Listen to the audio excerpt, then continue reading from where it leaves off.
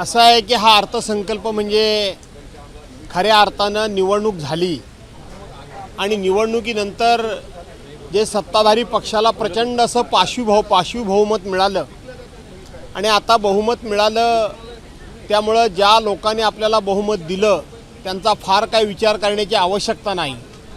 एखादा घटक आपल्याबरोबर राहिला काय आणि नाही काय त्याची पर्वा करण्याची गरज नाही।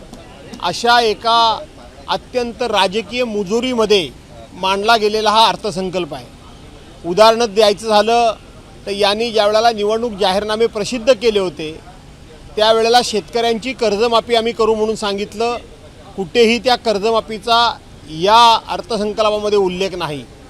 लाडक्या बहिणींकरता आम्ही 46,000 कोटीचं बजेट गेल्या वेळेला आम्ही जाहीर केलेलं आहे। पुढच्या वेळेला आम्ही आणखीन ते बजेट वाढवणार आहोत अशा प्रकारचा आभास निर्माण केला, परंतु प्रत्यक्षपणे 33,000 कोटी रुपयाचंच वाटप झालं आणि पुढच्या वर्षाकरता 36,000 कोटी रुपयाचं बजेट हे लाडक्या बहिणीकरता योजनेकरता ठेवलेलं आहे। हे 36,000 रुपयेसुद्धा खर्च होणार नाहीत। याचं कारण असं आहे की 2,53,00,000 ह्या महिला आता लाभपात्र झालेल्या आहेत, परंतु जवळजवळ त्यातल्या 10 लाख महिलांना आता त्या ठिकाणी चौकशीच्या फेऱ्याखाली अडकवून कमी करण्याचं त्या ठिकाणी घाट सरकारनं घातलेलं आहे। त्यामुळं ते 36,000 कोटी रुपयेसुद्धा खर्च होणार नाहीत, तिथंही फसवणूक झालेली आहे। मुंबईमध्ये 64,000 कोटी रुपयाचा आम्ही विकास करतोय म्हणून सांगितलं आणि संपूर्ण बजेटमध्ये मुंबईकरता 1 रुपयाची सुद्धा तरतूद नाही। याचा अर्थ जुनी असलेलीच कामं आम्ही करतोय नवीन असं दाखवणं आणि त्याचबरोबर मुंबईचा जो 99,000 कोटी रुपयाची जी फिक्स्ड डिपॉझिट होती त्यातली आत्तापर्यंत 12 ते 17,000 कोटी रुपये काढून झाले। उर्वरित पैशांवर या लोकांचा डल्ला आहे, नजर आहे, हे यातून स्पष्ट होतं। त्यांनी सांगितलं की आम्ही राज्याच्या तिजोरीमध्ये या ठिकाणी खूप काही केलेलं नाही, परंतु 7,20,000 कोटी रुपयाचा अर्थसंकल्प दाखवलेला आहे आणि जवळजवळ 45,898 कोटी रुपये हा अर्थसंकल्प तुटीचा आहे। गेल्या 3 वर्षातली आकडेवारी बघितली तर तूट कमी होण्याच्या ऐवजी तूट वाढते आहे। GSTचे पैसे मोठ्या प्रमाणात येत आहेत, परंतु इकडे तूट वाढते आहे। यांनी पैसे वाढवले, कोणाकोणावर वाढवले तर सामान्यातला सामान्य माणूस जो आहे, जो छोटी छोटी गाडी चालवतो, जो JCB घेऊन व्यवसाय करतो, जो त्या ठिकाणी एक्सकेव्हेटर घेऊन व्यवसाय करतो, जो अशा पद्धतीचा हायड्रा वगैरे घेऊन व्यवसाय करतो, त्याच्यावर यांनी टॅक्स वाढवला। यांनी मागच्या वेळेला काय सांगितलं, डिझेल पेट्रोलवरचं आम्ही व्हॅट कमी केलेलं आहे आणि या वेळेला बघितलं असाल की तुम्ही 5 ते 7% जो कर होता तो यांनी आता 3-3 टक्क्यांनी वाढवलेला आहे, 2-2 टक्क्यांनी वाढवलेला आहे। त्यामुळं सर्वसामान्य माणसाला या ठिकाणी आर्थिक खाईमध्ये लोटवण्याचं काम या अर्थसंकल्पातून झालं आहे आणि दुसऱ्या बाजूला अदानीसारख्या माणसाला राज्याची तिजोरी खाली करून द्यायचं काम सुरू आहे। एका बाजूला अख्खी मुंबई ताब्यात द्यायचं काम सुरू आहे आणि दुसऱ्या बाजूला राज्याची तिजोरी अशा करता खाली केली गेलेली आहे की 2 मुंबईचे एअरपोर्ट जोडण्याचं काम दोन्ही एअरपोर्ट हे अदानीला दिलेले असताना वास्तविक त्यांना कनेक्टिव्हिटी करणं हे अदानींचं काम आहे, परंतु सरकार आपल्या तिजोरीतून त्यांना त्या ठिकाणी रस्ते करून कनेक्टिव्हिटी करून देणार आहे आणि मेट्रोची सोय त्यांना करून देणार आहे। आणि म्हणून हा अर्थसंकल्प शिवभोजन थाळी बंद करणारा हा अर्थसंकल्प दिसतोय। सर्वसामान्य माणसाच्या तोंडचा घास काढून घेणारा हा अर्थसंकल्प दिसतोय। एका बाजूला शेतकऱ्याला सांगायचं की मोफत वीज द्यायची म्हणून सांगतोय आणि दुसऱ्या बाजूला सोलर लाईटच्या खाली शेतकऱ्यावर त्या ठिकाणी मोठा आर्थिक भुर्दंड त्या ठिकाणी टाकण्याचं काम तिथं सांगितलं जातं आहे। रस्त्याचं जाळं आम्ही विणणार म्हणून सांगतायत आणि 2030 सालापर्यंत रस्ते करणार म्हणून सांगतायत। 3,508 गावं 1,000 लोकसंख्येपेक्षा जोडणार म्हणून सांगतायत। 3,508 गावं ही कुठली आहेत नेमकी त्याचाही पत्ता लागत नाही आहे।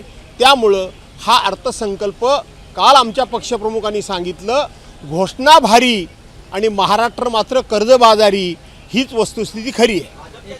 2100 रुपये असं आहे, ते सगळे निवडणुकीकरता जुमलेबाजी असते।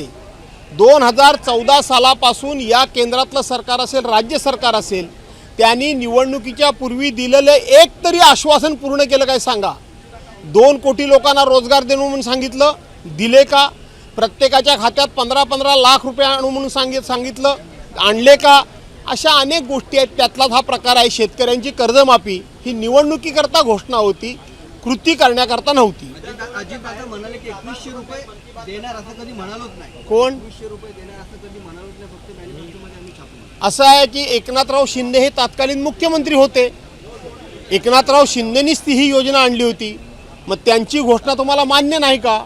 नसेल तर त्यावेळेला 3-3 फोटो लागत होते की एका बाजूला एकनाथराव शिंदेंची लाडकी मला लाडकी बहीण, माझ्या लाडकी बहिणी मला लाडका भाऊ म्हणा, दुसऱ्या बाजूला दादांचे फोटो लागत होते, मला लाडका भाऊ म्हणा, तिसऱ्या बाजूला देवेंद्र फडणवीसांचे फोटो लागत होते, मला लाडका भाऊ म्हणा. का तुम्ही त्या बहिणींना फसवलं? आणि म्हणून 2100 रुपये कालही मी देवेंद्र फडणवीसांचं वक्तव्य बघितलं. ते नाही म्हणत नाहीत, फक्त कधी देणार ते सांगत नाही आहेत. त्यामुळं ते आधी कधीच बोललो नाही हे म्हणतात, हे खरं नाही. हिंदी में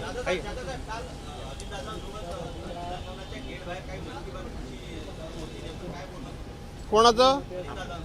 आता मन की बात तुमच्या मनात असेल ती नव्हती, एवढं नक्की. सर एकनाथ शिंदे जेव्हा मुख्यमंत्री होते तेव्हा त्यांनी अनेक योजना आणल्या होत्या, जसं की आनंद योजना असेल, अजून 2-3 योजना होत्या.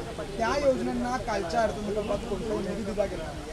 काय वाटतं त्या योजना कुठेतरी आता बंद होण्याच्या मार्गावरती आहेत की असं बंद? असं आहे की उद्धव साहेबांनी काही मुंबईचा पर्यावरण प्रदूषणाचा विचार करून, लोकभावनेचा विचार करून काही योजनांना त्यांनी त्या काळामध्ये स्थगिती दिली होती. उदाहरणार्थ आरेची कारशेड, उदाहरणार्थ कांजूरमार्गचा त्या ठिकाणी भूखंड जो आता अदानीला दिलेला आहे. आणि म्हणून त्यांची टिंगलटवाली केली जात होती की स्थगिती सरकार. आता तुम्ही बघितलं 3 महिन्यापूर्वी यांच्या सरकारनं आणलेल्या सगळ्या योजना याच सरकारनं स्थगिती दिलेली आहे. एस टी महामंडळाच्या खरेदीकरता यांनी स्थगिती दिलेली आहे. विद्यार्थ्यांच्या गणवेशाच्या खरेदीला यांनी स्थगिती दिलेली आहे. मुंबईमध्ये 1400 कोटी रुपयाचं जी कॉन्ट्रॅक्ट निघाली त्यांना यांनी स्थगिती दिलेली आहे. शिवभोजन योजनेला सुद्धा आता स्थगिती देण्याच्या विचारामध्ये आहेत. आणि आता तुम्ही कुठला प्रश्न विचारला मला? शिंदेच्या योजना, आनंदाचा शिदा. आता निवडणूक आनंदानं होऊन गेली, आता तुम्ही आनंदाचा शिदाविदा काय नको म्हणून ती बंद केलेली आहे.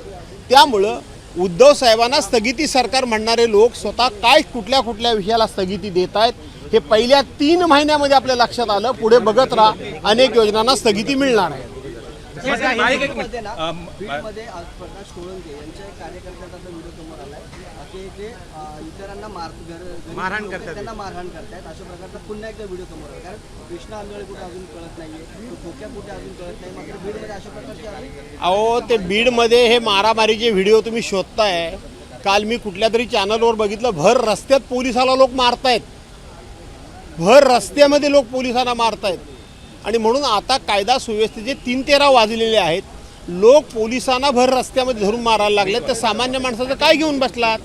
काय सांगितलं रक्षा खडसेंनी? केंद्रीय मंत्री आहेत ना, त्या केंद्रामध्ये सरकार त्यांचं आहे, राज्यामध्ये सरकार त्यांचं आहे.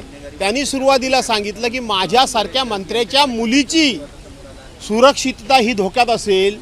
त्याच्यानंतर त्यांनी राष्ट्रपतींना पत्र लिहिलं की मला एक खून करण्याची मला परवानगी द्या. याचा अर्थ या सरकारवर कोणाचाही विश्वास राहिला नाही. आम्ही बोलत नाही, परंतु बोलण्यासारखे विषय भरपूर आहेत. तूर्त बोलायचं नाही म्हणून गप्प होतो एवढं. कालपासून मटण कुणाकडून खरेदी करावं हा खरं तर एक नवा वादाचा मुद्दा झालाय. खास करून काही आर्थिक ज्यांनी हे विषय काढतात ना त्यांच्याबद्दल हे प्रश्न विचारू नका. आणि तुम्ही त्यांना किती प्रसिद्धी देता त्याला काही मर्यादा आहे. मुद्दा तो होता की आर्थिक कुठेतरी कशाबद्दल? तुम्ही काय करणार पत्रकार म्हणून? तुम्ही काय करणार? तुम्ही फक्त येऊन ते खोट्या बातम्या तुम्हाला देतात त्या तुम्ही दाखवता. त्याच्याऐवजी त्यांना क्रॉस प्रश्न विचारता काय? पूर्वी पत्रकार क्रॉस प्रश्न विचारायचे, त्यांना नाही विचारत तुम्ही ते दाखवतात, ते बोलतात तेवढं तुम्ही सगळं दाखवता. क्रॉस क्वेश्चन तुम्ही करत नाही. की आत्ताच तुम्ही मला विचारलं ना की लाडक्या शिदा का बंद केलात हा प्रश्न त्यांना विचारलात.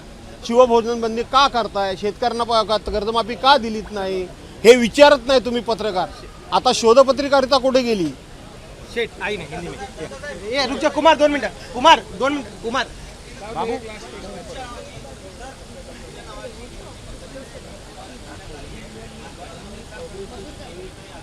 असं आहे की माझ्या नावाची महाविकास आघाडीतर्फे मी आज प्रथमच बोलतोय, मी अजून त्या विषयावर बोललो नाही. महाविकास आघाडीतर्फे माझ्या नावाची मी विधानसभेचा विरोधी पक्षनेता व्हावा अशा पद्धतीचे माझे पक्षप्रमुख उद्धव बाळासाहेब ठाकरे यांनी स्वतःच्या सहीनं पत्र अध्यक्षांच्या नावानं दिलेलं आहे.